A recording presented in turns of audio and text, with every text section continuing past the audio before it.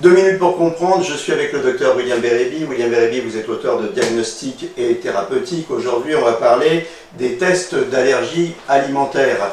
Alors, quand est-ce qu'il faut faire ces tests et pourquoi il faut les faire? Ou pourquoi il ne faut pas les faire? Dans la majorité des cas, jamais. J'en parle d'ailleurs dans mon podcast Merci Docteur. J'ai fait un flop 5 des examens inutiles et ces tests alimentaires sont le numéro 1. Alors pourquoi? Parce qu'en fait, les labos prélèvent le patient, donc prise de sang, et testent des immunoglobulines, donc des anticorps en fait, IgG, qu'on appelle IgG, contre plein d'aliments. Mais en fait, ces tests, tels qu'ils sont faits, ne veulent juste dire que le patient a consommé ces aliments. Donc ça ne veut absolument pas dire qu'il est allergique ou intolérant.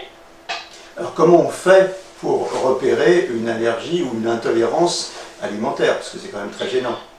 Tout à fait. Alors quand on a, hormis bien sûr l'interrogatoire et puis ce qu'on va en tirer, si on a une suspicion sur un aliment précis ou 2-3 aliments, on peut faire une recherche d'anticorps différents qui sont les immunoglobulines E.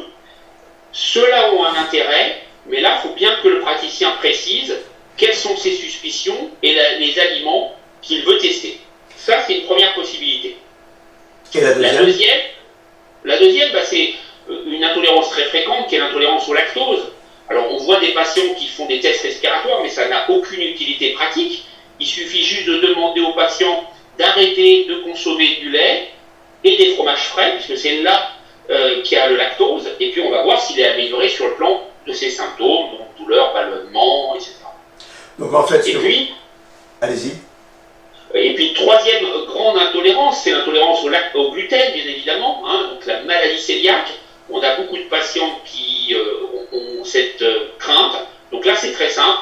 On fait une prise de sang et on recherche des IgA anti-transglutaminase, et ainsi, vous saurez si vous avez ou non une intolérance au gluten. Merci, à bientôt et d'ici là, portez-vous bien.